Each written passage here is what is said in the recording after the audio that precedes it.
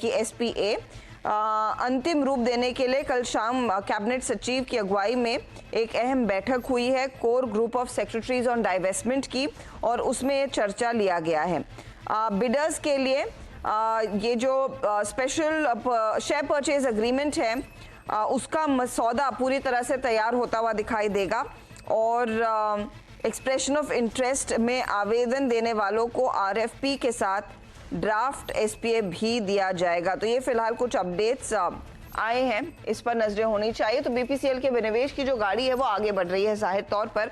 याद रखिएगा बीपीसीएल के बोर्ड ने कल ही परसों इनफैक्ट वो अपडेट दिया था कि नुमालीगढ़ में कंपनी स्टेक सेल कर सकती है, इसीलिए कल ऑयल इंडिया ओएनजीसी जैसे स्टॉक्स रेडार पर थे। तो ये फिलहाल बीपीसीएल की ओर से अपडेट आता हुआ कि विनिवेश की गाड़ी आगे बढ़ती हुई, और लक्ष्मण रॉय इस पर हमारे साथ जुड़ेंगे, हमारे साथ जुड़ गए हैं। चलिए, हमारे economic policy editor Lakshman, BPCL विनिवेश का रास्ता तो सरकार ने पहले ही तय किया था, अब गाड़ी आगे बढ़ रही है। जी बिल्कुल, मुझे लगता है कि एक जो अंतिम चरण की तरफ तेजी से आगे बढ़ रहा है एयर इंडिया और बीपीसीएल का विनिवेश। सबसे पहले मैं बीपीसीएल की बात करूं तो इसमें दो महत्वपूर्ण खबर है। पहली खबर यह है कि बीपीसीएल के ड्राफ्ट शेयर परचेज एग्रीमेंट को अंतिम रूप दे दिया गया है।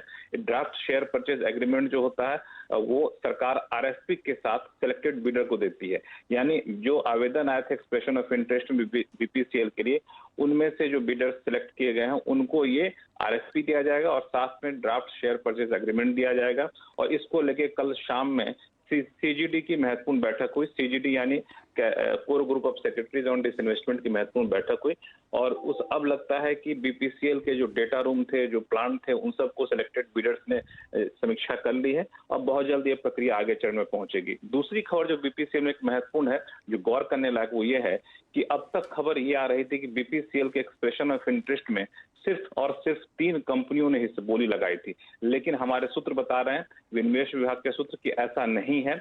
इसमें 3 नहीं बल्कि कम से कम 5 से 6 कंपनियों ने बोली लगाई थी। अब तक जो बात निकलकर सामने आई थी उसमें वेदांता, अपोलो ग्लोबल और एक और ग्लोबल फंड की बात आई थी, लेकिन सूत्र बता रहे हैं कि इतना नहीं, 2 से 3 और बिडर हैं जिनके नाम अभी तक सामने नहीं आए हैं। तो ठीक ठाक रिस्पॉन्स बीपीसीएल को मिला है। अब मुझे लगता है कि कुछ ही हफ्तों में बीपीसीएल का आरएफपी और शेयर परचेज एग्रीमेंट जारी हो जाएगा। अगर वक्त होगा तो फिर आपको मैं एयर इंडिया का डेवलपमेंट बताऊंगा।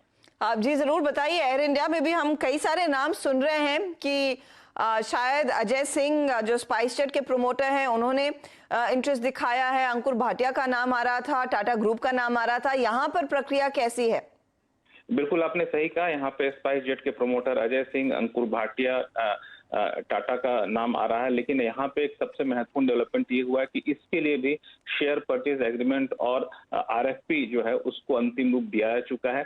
इसके लिए भी कल जब बीपीसीएल पर कोर ग्रुप ऑफ सेक्रेटरीज की बैठक हो रही थी तो उससे पहले एयर इंडिया पर ये बैठक हुई, और एयर इंडिया पर भी शेयर परचेज एग्रीमेंट के ड्राफ्ट को मंजूरी दे दी गई। और मुझे सूत्र ये बता रहे हैं कि इस महीने के आखिर तक, या बहुत हुआ तो अगले महीने के पहले हफ्ते तक, एयर इंडिया का आरएफपी जारी कर दिया जाएगा, और आरएफपी जिनको दिया जाएगा उस सिलेक्टेड बिडर को सरकार ड्राफ्ट शेयर परचेज एग्रीमेंट भी देगी, और जिसको अंतिम रूप दिया जाएगा बाद में जब फाइनल सिलेक्शन होगा।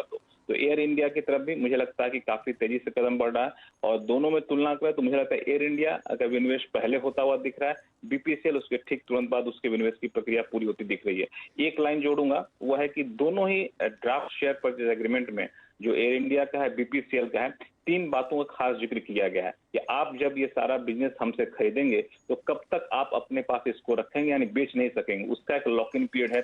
शेयर आप कब तक नहीं बेच सकेंगे, इसका एक लॉक इन पीरियड है, और साथ ही साथ एम्प्लॉय के प्रोटेक्शन के लिए खास प्रावधान वहां पर किए गए हैं। ये भी ड्राफ्ट शेयर परचेज एग्रीमेंट का एक महत्वपूर्ण हिस्सा है।